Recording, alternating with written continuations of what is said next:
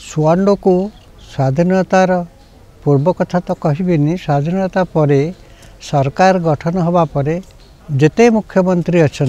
सबू मुख्यमंत्री सुआंडो को आसी सुआंडो गोटे डस्टबिन थिला जेपरी डस्टबिन आमर प्लाटफॉर्म रे थाए समस्ते जगह को आसती आखिर कौन कर्पूर मारी कि पिपरमेंट मारी लुह गड़ाती किसी हैनी बोली गोटे कुंभीर कांदना कांदी उपस्थित साधारण जनता को गोपबंधु प्रेमी को आश्वासन दियंती आमे किछि करिबु। सुआंडो बोली गोटे कौन जिनिस सुआंडो रे गोपबंधु जन्म होइतिले ए विषय रे कहीं दिन चिंता भी करना जहा हो आमर कार्तिक पांड्यान जड़े ओडिशार चर्चित व्यक्तित्व कहीं से चर्चित सी ओडिशा को भिन्न रूप से देखा चाहती जहाँ पंडित गोपबंधु 150 वर्ष तले देखी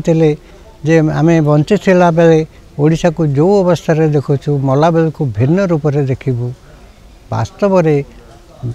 कार्तिक पांड्यान 20 वर्ष है ओडिशा रे चाकरी काल भितर से ओडिशा को जो रूप से देखी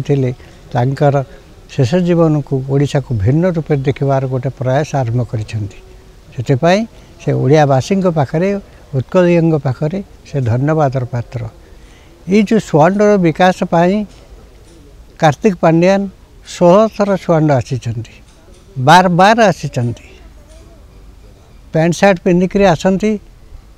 कहीं सिक्यूरीटी न था ड्राइवर आ सी निजे आसती पैंट सार्ट खोलती बरमुंडा पिंधती मोरी घरे पैंट सार्ट रहे सी एवं मु दुईटी बाउंश बाड़ी धरी सुआंडो गाँव में कादुओ पंख चकटी सुआंडो गाँव को से निरीक्षण कले निरीक्षण करी गोटे प्रस्ताव देले जे आपण भुवनेश्वर आसतु ए विषय आलोचना करवा गाड़ी पठेले मु भुवनेश्वर गली सरकार गोटे मीटिंग है से मीटिंग रे आलोचना कराला जे सुआंडोर विकास नवीन पट्टनायक करने इच्छा प्रकाश करिसेंती तेणु ताहा किपरि सरस सुंदर हो पार ओडिशावासी मन को छुई पार से परी किसी कार्यक्रम करा आवश्यक जगह मत जोगे देवा कहले आमर जहाँ थिला जमी गोटे जगार 6 एकर जगह थिला से जगह को सरकार को देलु गोपबंधु को 60 घर टी सरकार को देलु ट्रैफिक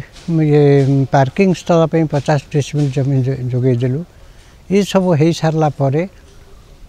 ए जगार सरकार 30 कोटी टंका प्राय 30 कोटी टंका व्यय करी गोपबंधुंकर 60 घर को रूपांतरण करिसेंती 1877 मसीह गोपबंधु जन्म है बेलर गोटे लुक आज ओडिशार लोक मैंने देखुं पुणी गाँव शिव मंदिर को तैयारी करिसेंती गोटे भव्य शिव मंदिर विभिन्न कारुकार्यपूर्ण शिव मंदिर तैयारी करिसेंती सर्वोपरि गोपबंधु स्मृति को उज्जीवित करी रखिबा पाई गोटे संग्रहालय करिसेंती गोपबंधु जीवनादर्श संबंधित आलेख्य सेटारे परिप्रकाश होइछि सुंदर सुंदर सिल्कन प्रतिमूर्ति तांकर स्थापन कराई गोटे प्रमोद उद्यान करा जाइछि गोटे पुष्करिणी पुनरुद्धार करा जाई द्वितीय बिंदुसागर भ्रम सृष्टि करुछि ओडिशार सर्वबृहत गोपबंधुंकर प्रतिमूर्ति 15 फुट उच्चता विशिष्ट ब्रोंजर प्रतिमूर्ति स्थापन करिसेंती पिलामानक पई खेल पड़िया करिसेंती सुआंडो गाँ दांड को फेबर ब्लॉक पके अति सुंदर कर देइचंती भूतल विद्युत संयोग करे गाँ को आलोकीकरण करिसेंती आउ गोटे कथा सुनिले आपण खुशी हेबे जे कि भुवनेश्वर मास्टर कैंटीन ठारू सुआंडो गाँ मुंड पर्यंत गोटे मो बस चलैचंती जद्वारा कि टूरिस्ट माने भुवनेश्वर बासिंदा माने स्थानीय लोक माने यातायात बहुत सुगम होती मु सरकार को राज्य सरकार को गोटे विशेष धन्यवाद देवी जे गोपबंधु स्मृति रक्षापी जिते जहाँ करिसेंती मो बस चल गोटे बड़ आदर्श तैयारी करिसेंती गोटे आलोकवर्तिका ये देखै दी जाइछंती जहाँकि तांको अशेष अशेष धन्यवाद। प्रत्येक ओडिया हृदय रे गोपबंधु अच्छा से जड़े अभिसंवादी जननेता थिले से राजनेता नथिले जड़े जननेता थिले मनीष को भल पाउथिबा मनीष जो व्यक्ति विशेष को 4.5 कोटी ओडिया तांकर हृदय रे स्थान देइछंती ताठारो आउ बड़ कथा किछि नाही।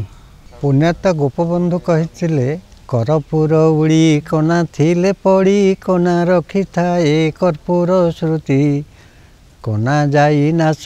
रहिले पाउस ता देखी किए बा धरिब ध्रुति। सेहीपरि अवस्था गोपबंधु 100 वर्ष तले जहाँ ओडिशार अवस्था देखी चिंता करथिले भाबिथिले देशमातृकार सेवा करने आगे आसीथिले सेहीपरि अवस्था तांकर अवर्तमान 100 वर्ष पर सुआंडर अवस्था थिला। आमर राज्य सरकार कर 5टी सचिव VK पांड्यान प्रचेष्टा मुख्यमंत्री नवीन पट्टनायक प्रयास साकार करिसंती जद्वारा कि सुआंडर विकास हो पारिछि।